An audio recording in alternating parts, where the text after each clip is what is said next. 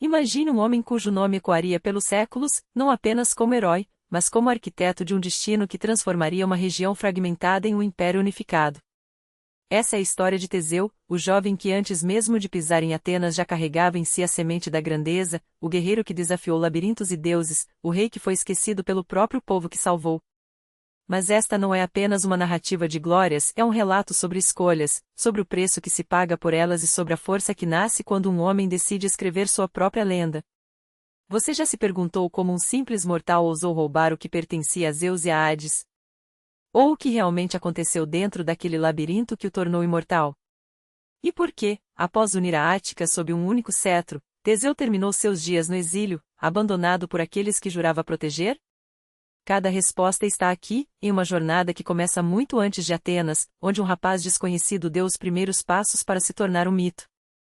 E se você acha que conhece todas as histórias de heroísmo, espere até ver como a vida de Teseu desafia tudo o que você imaginava. Deixe nos comentários quais outros enredos épicos você quer ver revividos, e não se esqueça de se inscrever porque aqui, todas as noites, a mitologia ganha vida para inspirar seus sonhos. Tudo começou com um rei envelhecido e um trono sem herdeiro. Egeu, soberano de Atenas, via seu legado desvanecer com cada ano que passava. Sem um filho, o poder que construiu com sangue e sabedoria poderia cair nas mãos de estranhos, de usurpadores sem direito algum sobre a cidade que amava. Desesperado, buscou respostas onde apenas os deuses podiam dar, no oráculo de Delfos, onde a voz de Apolo falava através da Pítia. Curvado diante do onfalo sagrado, ele implorou por uma solução. Mas os deuses não falam claramente, eles sussurram enigmas. Não desate o odre de vinho até chegar a Atenas, foi a resposta que recebeu. Palavras crípticas, mas que carregavam um destino. Confuso, Egeu voltou para casa, mas o caminho o levou a Trezena, onde reinava seu velho aliado, o sábio Pitel. Ao compartilhar o oráculo, o rei de Trezena, mestre em decifrar os desígnios dos deuses, entendeu imediatamente, aquele era um chamado para que Egeu gerasse um herdeiro antes de retornar a Atenas. Porém, em vez de revelar a verdade, Pitel agiu. Uma festa foi preparada, o vinho correu livre, e quando a noite caiu, Egeu, embriagado e desorientado, foi conduzido aos braços de Etra, a filha de Pitel, uma jovem de beleza e virtude inigualáveis. Ao amanhecer, Egeu despertou com a certeza de que algo havia mudado. Sem palavras, ele levou Etra até um local isolado, aos pés de uma rocha imensa. Ali, sem explicações, enterrou sua espada e suas sandálias sob a pedra. Sua ordem foi clara: se um filho nascer desse encontro e, ao crescer, provar ser forte e destemido, que ele mova esta pedra, pegue o que está escondido e venha a Atenas. Só então será reconhecido como meu herdeiro. O tempo passou, e Etra deu à luz um menino, Teseu. Criado no palácio de Pitel, rodeado por tutores que lhe ensinaram desde a arte da guerra até a música e a retórica, o jovem se destacava não apenas pela força física, mas por uma inteligência afiada e um caráter inquebrantável. Nos jogos e disputas, ele não apenas vencia, conquistava o respeito até dos derrotados. Sua fama crescia, e com ela, a certeza de que seu destino era maior do que Trezena. Um dia, um desafiante de Argos chegou à cidade, gabando-se de ser capaz de erguer uma biga sozinho. Teseu, ainda um adolescente, aceitou o duelo. A luta foi longa, mas no final, o estrangeiro jazia vencido. A multidão rugiu em aprovação, mas Pitel permaneceu em silêncio. Ele sabia, aquele era o momento. Quando Teseu completou 16 anos, Pitel o levou até a rocha onde tudo havia começado. Abaixo desta pedra está algo que te pertence, disse o velho rei. Teseu não hesitou. Com um esforço sobre-humano, moveu a pedra e encontrou a espada e as sandálias de seu pai. Não foram necessárias mais palavras. Etra então lhe contou toda a verdade. Seu pai era Egeu, rei de Atenas, e seu lugar não estava ali, mas na cidade que um dia governaria. Pitel ofereceu-lhe uma passagem segura por mar, com escolta e conforto. Teseu recusou. Ele escolheria o caminho mais perigoso, a estrada que serpenteava ao longo do Golfo Sarônico, infestada de salteadores e criaturas que faziam até os mercadores mais corajosos tremerem. Não era loucura, era uma prova. Ele não queria apenas chegar a Atenas, queria chegar como alguém digno do trono. Etra suplicou que esperasse, que levasse guardas, que escolhesse um caminho menos mortal. Mas Teseu já havia decidido. Sua vida não lhe pertencia mais, pertencia ao destino que o aguardava. E o destino não se cumpre nas sombras, mas sob o sol escaldante das escolhas difíceis. Ao alvorecer de um novo dia, ele partiu. Vestia roupas simples, carregava a espada do pai à cintura e calçava as sandálias que o identificariam. À sua frente, a estrada para Atenas, sinuosa, traiçoeira, repleta de armadilhas. Mas ele não olhou para trás. Sabia que adiante o esperavam feitos que fariam seu nome ecoar pela eternidade. O primeiro obstáculo surgiu perto de Epidauro, Perifetes, o homem da clava, filho do deus Hefesto. Alijado como o pai, herdara também sua habilidade com o metal e uma arma letal, uma clava de bronze capaz de esmagar crânios com um único golpe. Escondido atrás de uma rocha, ele observava Teseu se aproximar, certo de mais uma vítima fácil. Mas Teseu não era como os outros. Em vez de se esconder, desafiou abertamente. O combate foi rápido. Teseu esquivou-se do primeiro ataque, desarmou o bandido e, com um golpe preciso, selou seu destino. Tomou a clava como troféu, um lembrete de que até os filhos dos deuses podem cair diante da determinação humana. Mais adiante, no istmo de Corinto, espreitava Sinis, o dobrador de pinheiros. Sua crueldade era lendária. Ele forçava viajantes a ajudá-lo a curvar jovens pinheiros até o chão, amarrava suas vítimas às copas e, ao soltá-las, deixava que a força das árvores os dilacerasse. Os corpos ficavam espalhados, abandonados, pois ninguém ousava se aproximar para enterrá-los. Sinis tentou o mesmo com Teseu, mas subestimou sua astúcia. Com um movimento rápido, Teseu o dominou, amarrando-o às próprias árvores que tanto usará para matar. Quando Sinis implorou por misericórdia, já era tarde. A justiça havia sido feita pelas próprias mãos daqueles que ele torturara. E então veio a bestia de Cromião. Alguns diziam que era descendente de Tifão e Equidna, outros, que uma bruxa chamada Feia criará para semear o terror. O fato é que a monstro devastava plantações, destruía carroças e atacava até cavaleiros armados. Os camponeses se trancafiavam em casa ao menor sinal de sua presença. Teseu não fugiu. Ao amanhecer, rastreou a fera até seu esconderijo. Não havia espaço para medo, apenas para ação. E quando o sol nasceu, a bestia jazia morta, e a região finalmente conheceu a paz. Não esperou que a fera emergisse dos arbustos em um salto descontrolado. Quando o monstro irrompeu entre a vegetação, Teseu já estava pronto, com a lâmina erguida e os músculos tensos. Um golpe rápido, preciso, sob a garganta da bestia antes que ela ganhasse velocidade. O combate foi uma tempestade de furor, a porca de Cromião arremetia com presas afiadas, tentando derrubá-lo, mas Teseu esquivou-se com a agilidade de um caçador experiente. Um corte certeiro no flanco, e o animal desabou, estrebuchando na poeira. Os camponeses, que antes tremiam atrás de portas trancadas, agora saíam às ruas com cestas de pão e odres de vinho, suplicando que lhe ficasse. Mas Teseu não era daqueles que se detêm quando a estrada ainda chama. Seu próximo destino era a casa de Quiron, onde a estrada serpenteava à beira de um abismo traiçoeiro.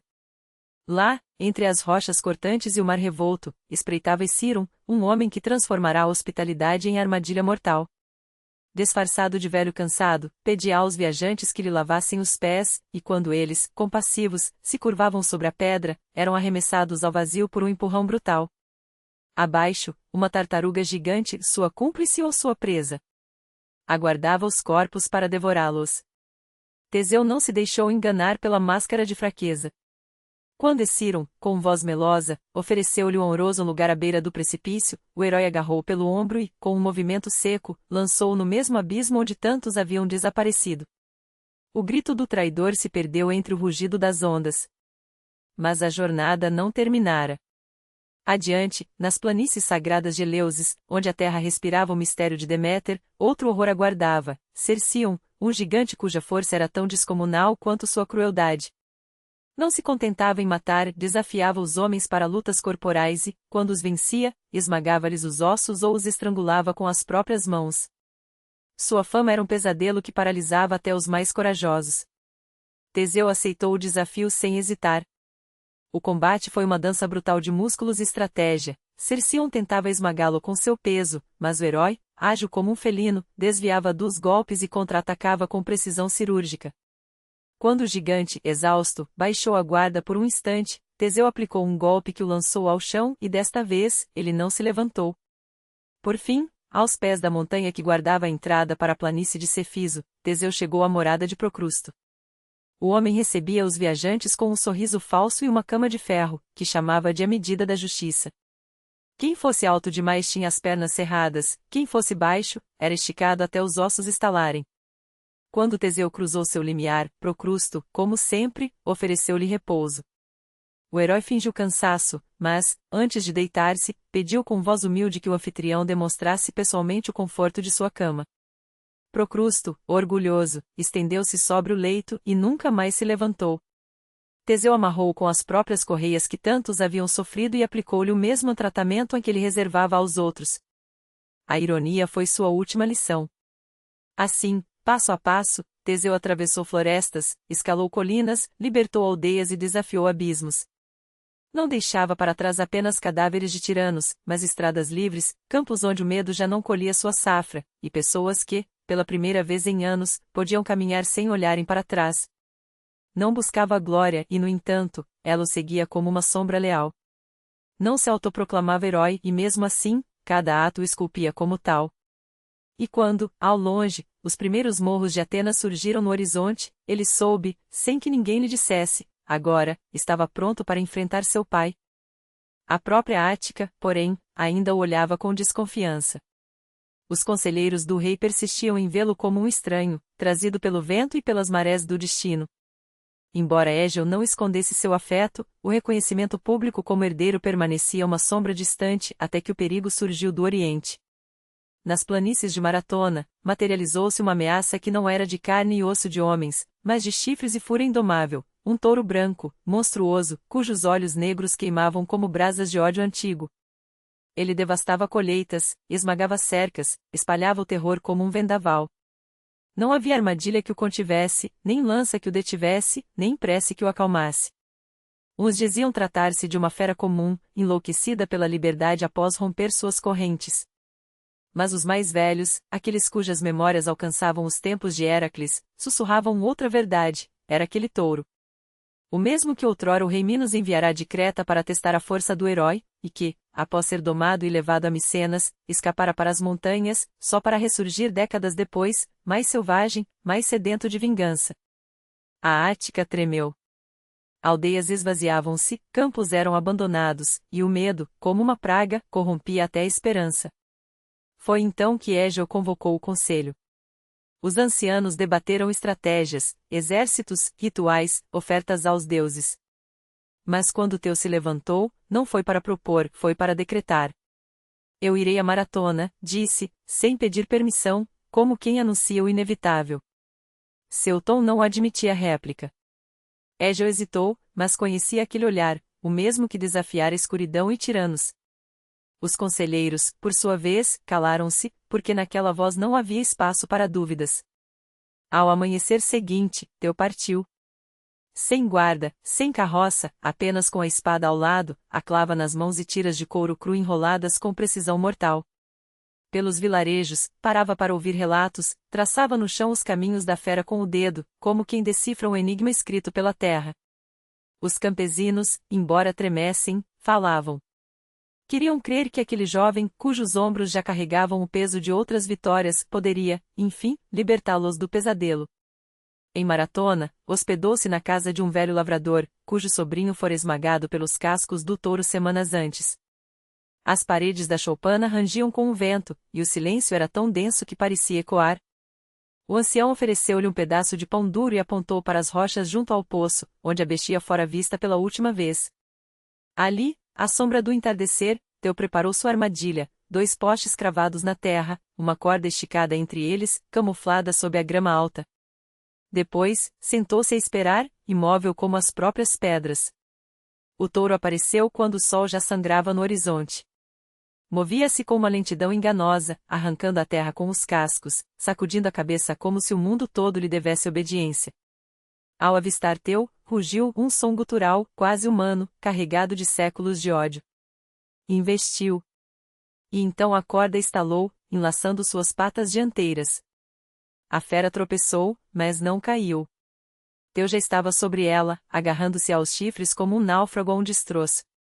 O que se seguiu não foi uma luta, mas um duelo de vontades. O touro arremessava-o contra o chão, erguia-se nas patas traseiras, girava em círculos desesperados. Teu, porém, não solitava. Não pela força bruta, embora sua musculatura estremecesse sob o esforço, mas pela teimosia de quem sabe que a vitória nasce da exaustão alheia. Quando o animal, finalmente, ajoelhou-se na poeira, ofegante e quebrado, Teu amarrou-lhe as patas com as tiras de couro, torceu seu pescoço até imobilizá-lo, e atou seus chifres a um tronco pesado. Na manhã seguinte, iniciou a marcha de volta a Atenas. 3 dias de caminho, com a fera arrastando-se atrás de si, domesticada não pela submissão, mas pela derrota. Os campesinos saíam das casas para vê-lo passar, sussurrando como se presenciassem um milagre. Não havia guardas, não havia triunfo barulhento, apenas um homem e a sombra do terror que lhe transformará em troféu. Ao chegar aos portões da cidade, o silêncio que o recebeu era mais eloquente que qualquer gritaria. Teu conduziu o touro pelas ruas até o templo de Apolo, onde Égio o aguardava. O rei não estendeu a mão como soberano, mas como pai. E quando a multidão, como um só corpo, explodiu em clamores, não eram mais vozes isoladas, mas o rugido de um povo que reconhecia seu Salvador. O touro foi imolado em sacrifício, seu sangue purificando a terra que antes devastara. Das cinzas daquele holocausto, ergueriam mais tarde um pequeno santuário, cujo frontão eternizaria a imagem de um jovem segurando chifres entre as mãos, não como troféu, mas como prova de que até os monstros mais antigos podem ser vencidos pela astúcia e pela coragem. Daquele dia em diante, Teu deixou de ser o filho bastardo de Égio para tornar-se o herói de Atenas. Seu nome foi gravado nos anais, seu lugar, nas assembleias. Pessoas que antes o evitavam agora lhe ofereciam dádivas, murmurando que lhe unia a força de Heracles à sabedoria de um estrategista. Não lutava por glória, mas por um ideal, a ordem onde reinava o caos. Era o protetor que a cidade esperava, o herdeiro que o destino esculpira não com sangue, mas com atos. Mas o destino, como um tecelão implacável, já preparava novos fios para sua trama. A paz que se seguiu à vitória foi breve, frágil como o silêncio antes da tempestade.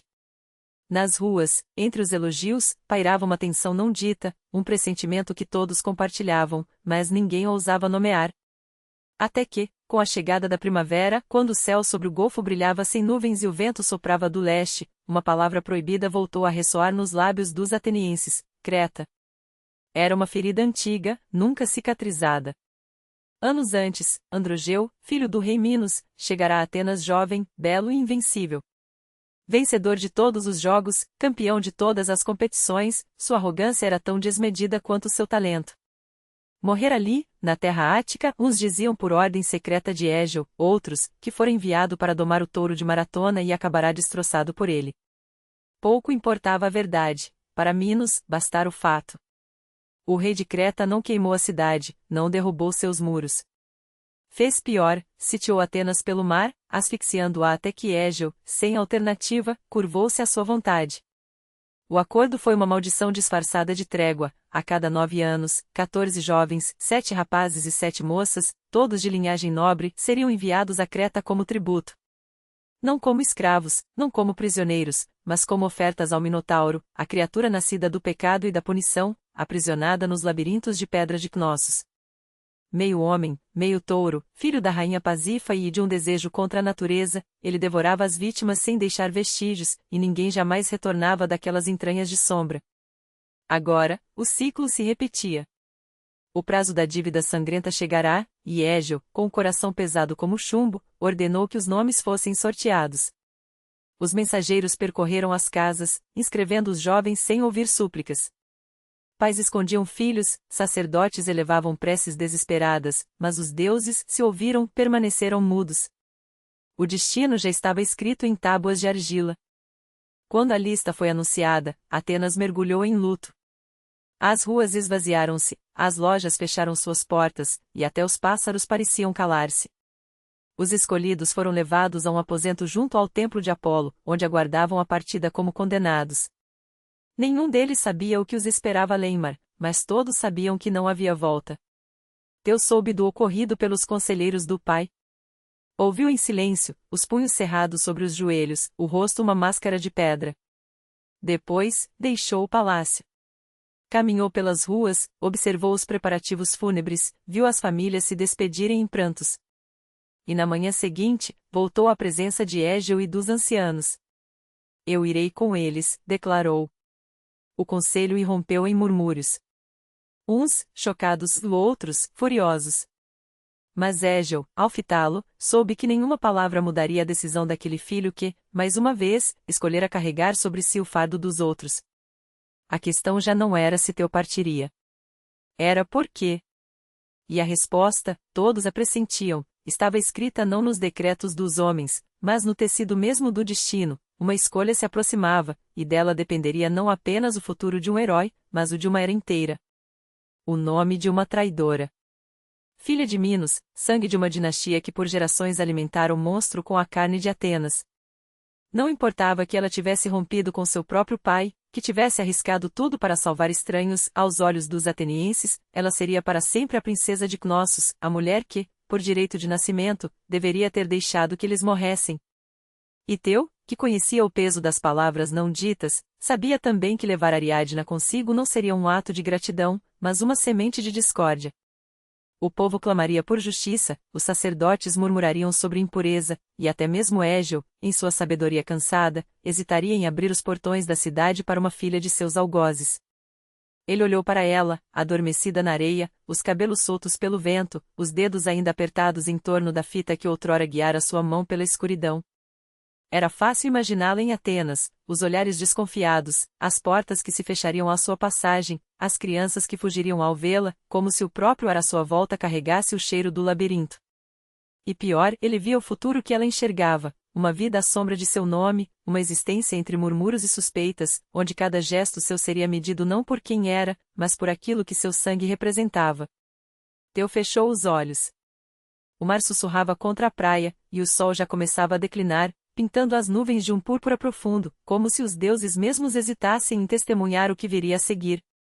Ele poderia acordá-la agora, levá-la consigo, enfrentar as consequências mais tarde. Poderia jurar protegê-la, prometer que Atenas a aceitaria. Mas conhecia demais o coração dos homens para acreditar nisso. Quando abriu os olhos novamente, a decisão já estava tomada. Não por crueldade, mas por uma piedade mais profunda a que reconhece quando o amor é, na verdade, uma prisão. Ele se levantou em silêncio, caminhou até a beira de água e fez um sinal para os companheiros. Os jovens, ainda atordoados pela liberdade inesperada, obedeceram sem questionar. Só quando o barco já se afastava da costa, quando a figura de Ariadna se tornou apenas um vulto distante entre as sombras dos pinheiros, é que alguém ousou perguntar. E ela? Teu não respondeu. Olhou apenas para o horizonte, onde o sol se afogava no mar, e sentiu o peso da coroa que ainda não usava, mas que já lhe apertava a fronte.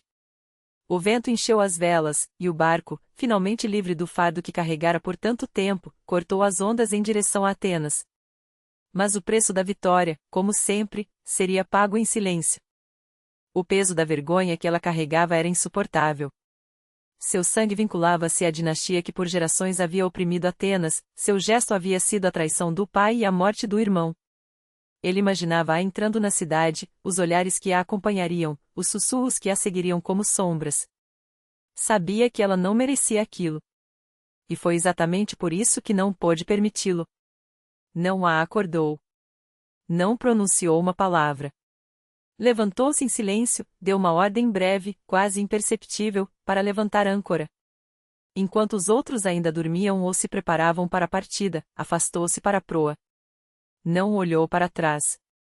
O navio desapareceu na névoa matinal, deixando na praia a mulher a quem devia tudo. A bordo, ninguém ousou quebrar o silêncio. Nem mesmo os salvos falavam.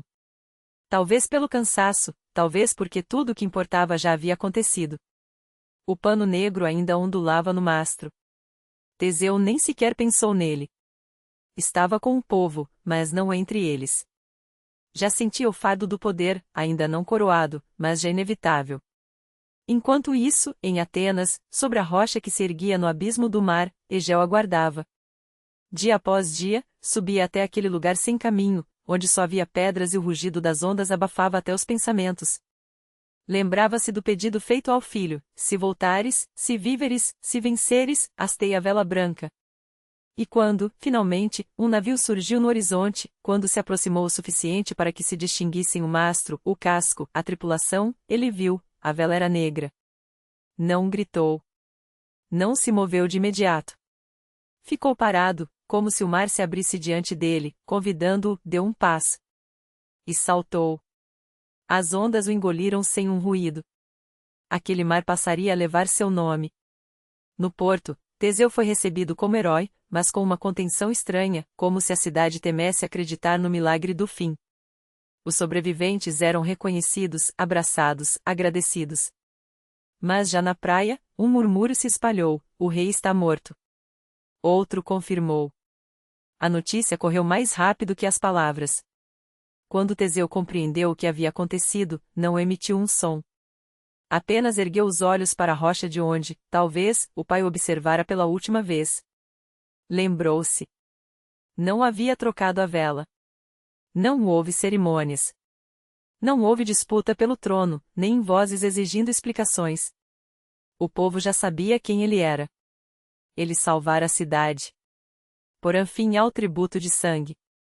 Era filho do rei e, mais que isso, era aquele que provara não só saber lutar, mas também escolher. Ainda naquele dia, foi reconhecido como soberano, sem festas, sem cetros, sem a coroa de ouro de Petras. Apenas um silêncio concordante. Subiu os degraus do templo e inclinou a cabeça. E o povo, a cidade, os anciãos, os artesãos, as mulheres, as crianças, aceitou aquele gesto como um sinal.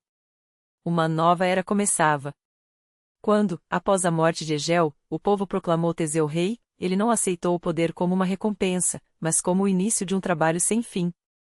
Atenas ainda não era o coração da Hélade que viria a ser.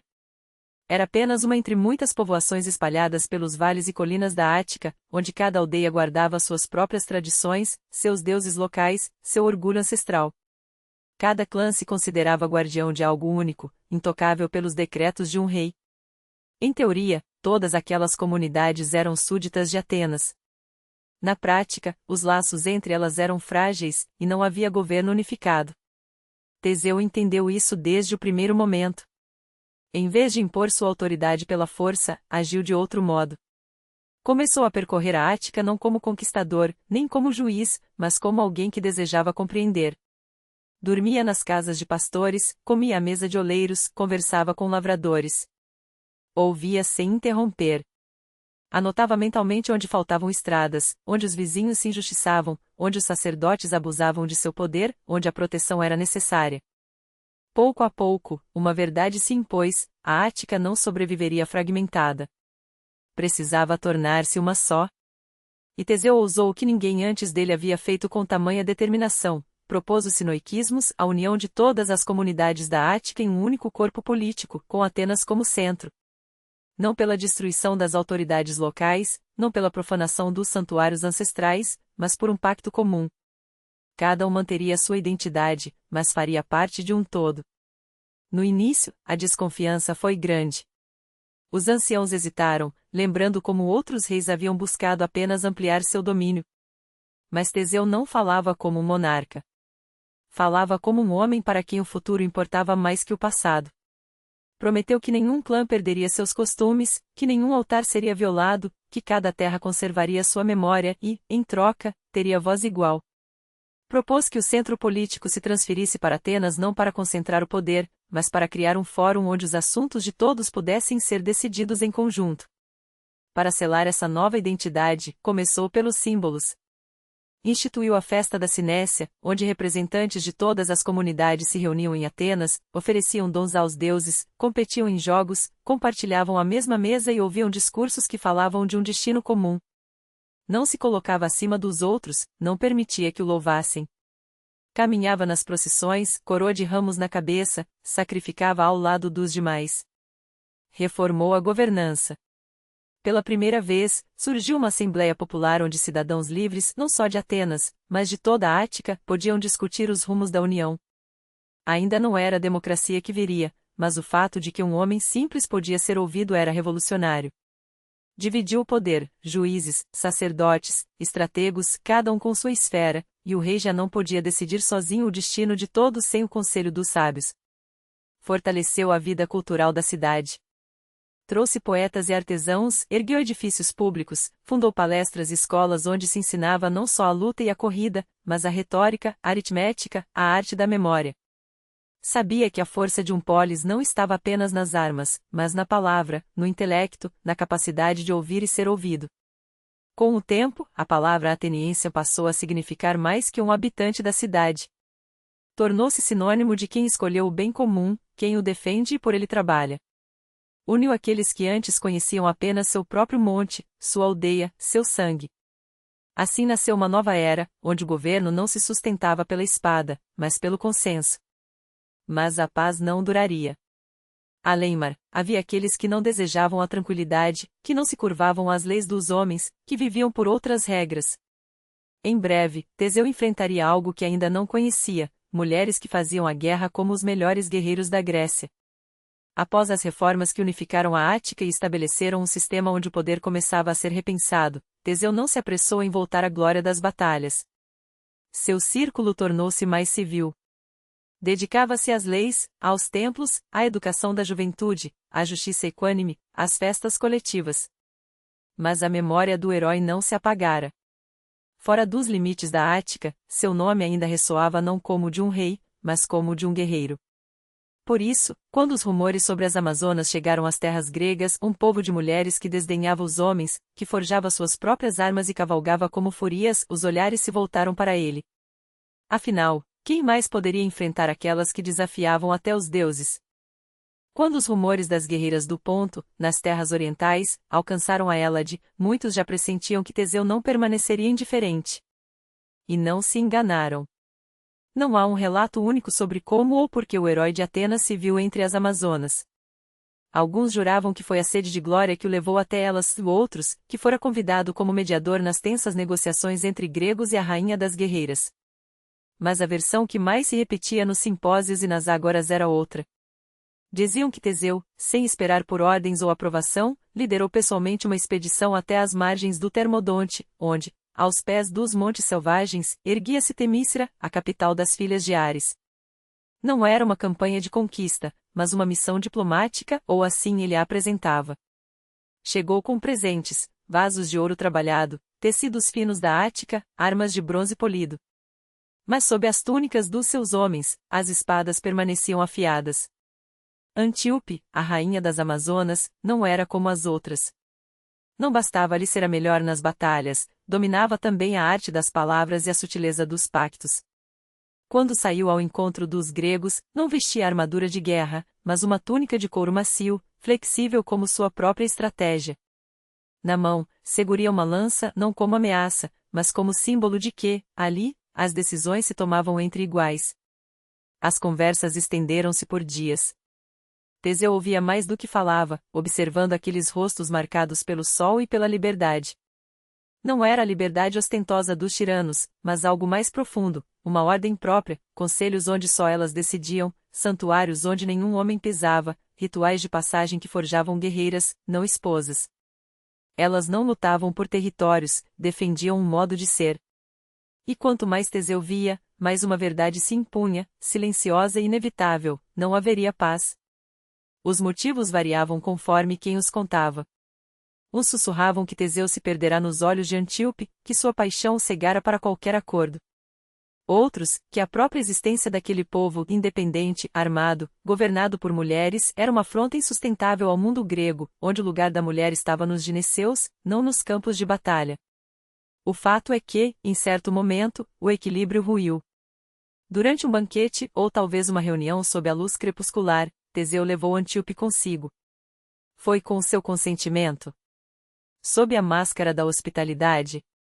Ou pela força bruta, como gritavam suas irmãs de armas? Ninguém sabia ao certo. Só restava a imagem, a rainha das Amazonas, outrora intocável, agora a bordo de um navio ateniense, com a terra da Ática se aproximando no horizonte, como prisioneira, como esposa, ou como algo que nem mesmo ela compreendia. As Amazonas não perdoaram. Sua fúria foi um raio. Primeiro, reuniram-se na foz do Istro e depois, como uma maré implacável, avançaram pela Tessália, atravessaram a Beócia e, sem encontrar resistência à sua altura, cercaram Atenas. uma hoste de mulheres a cavalo, com arcos tensionados e escudos leves, sitiaram a cidade que jamais imaginara ser desafiada por um exército como aquele. Não era uma guerra por terras ou riquezas. Era uma guerra por algo mais intangível e, por isso, mais feroz, o direito de existir como eram. Dentro dos muros, Teseu viu-se entre duas espadas. Uma facção clamava que seu ato, raptar Antíope, era uma loucura que não valia o sangue do povo. Outra exigia resposta imediata, a qualquer custo. E no meio desse turbilhão, Antíope permanecia ao seu lado, agora vestida com a armadura das suas irmãs, mas lutando dentro da cidade, não contra ela. O que pensava? Nenhum cronista ousou registrar.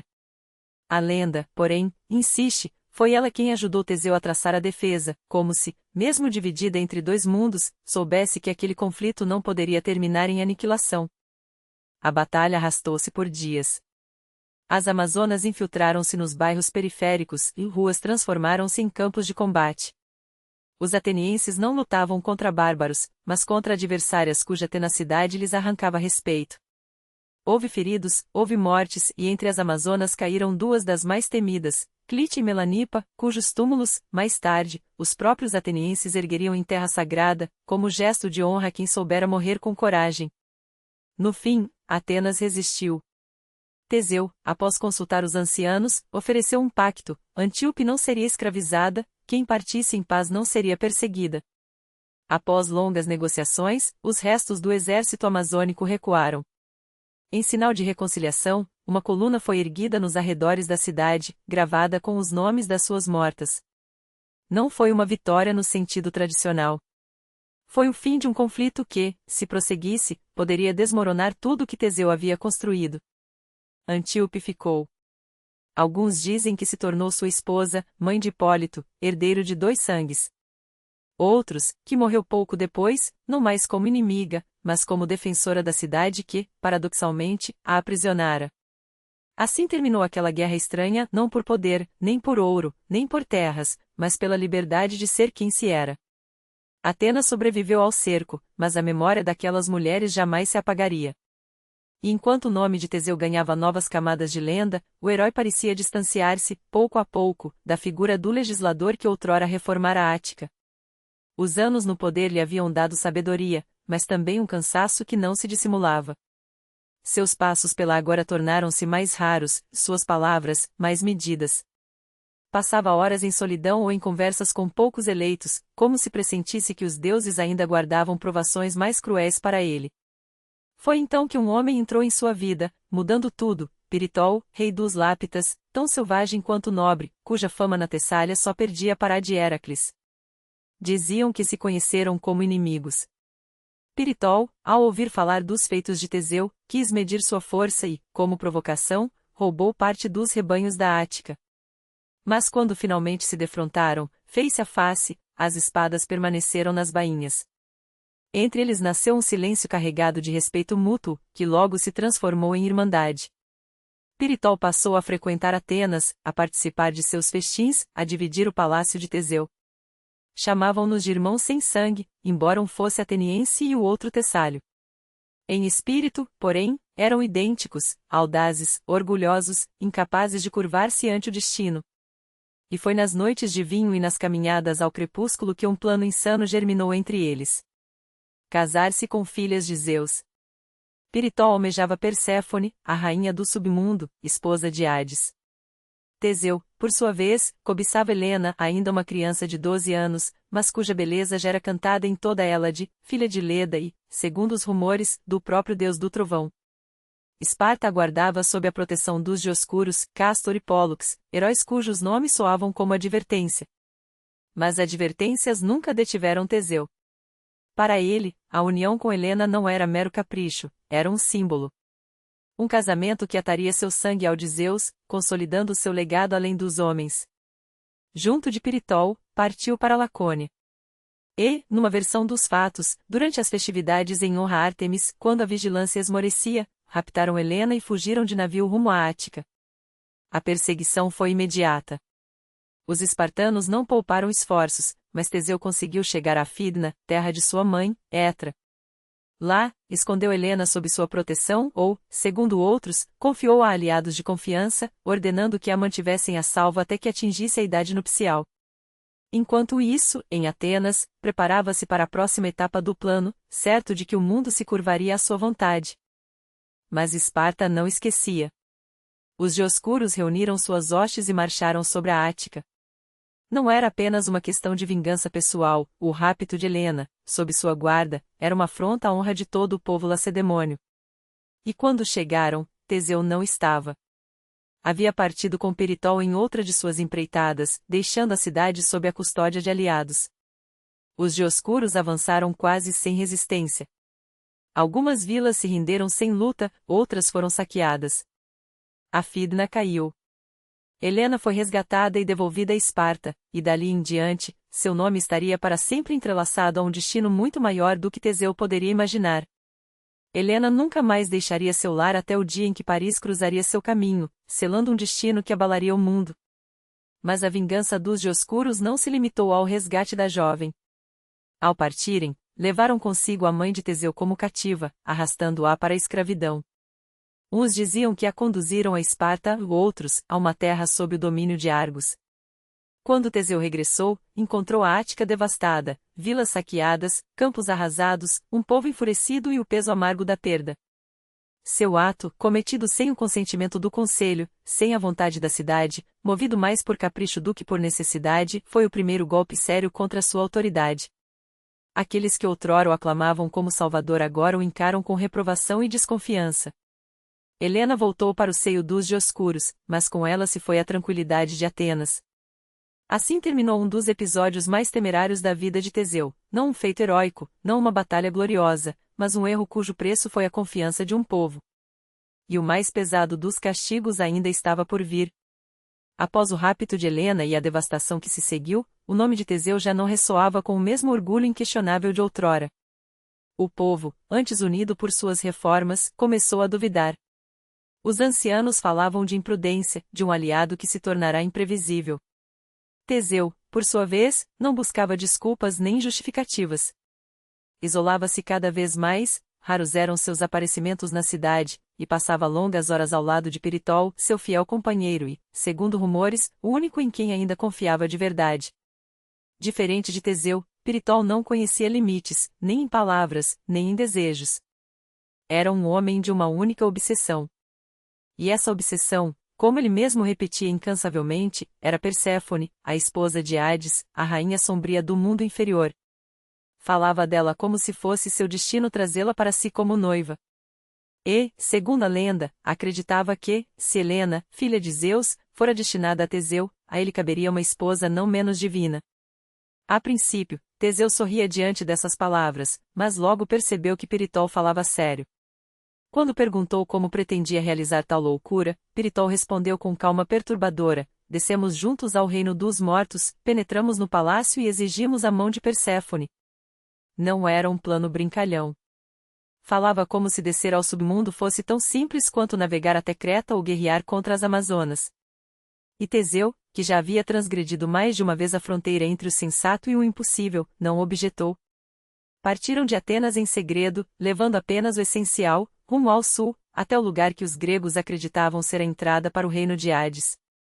Era aos pés de um penhasco na região que mais tarde seria chamada de Tênaro, onde o vento morria de repente, onde os pássaros emudeciam e a água nas fendas era sempre escura e imóvel. A descida foi árdua. A lenda não diz quanto tempo levaram, um dia, um ano ou um instante. Mas, em certo momento, diante deles abriu-se o umbral de Hades, um palácio sem luz, mas com um trono onde se assentava o Deus dos mortos, sereno, implacável, inevitável. Ao seu lado, Perséfone não estava como prisioneira, mas como soberana. Teseu e Peritol avançaram. Falavam como heróis, pediam sem exigir, expunham seu propósito. Mas, como ensina o mito, os deuses não toleram que mortais ultrapassem os limites traçados pelo destino. Hades os ouviu e não se opôs. Convidou-os a sentar, a descansar da jornada. Sentaram-se, mas, ao se acomodarem nas cadeiras de pedra, seus corpos foram aprisionados por correntes invisíveis, mais fortes que qualquer grilhão.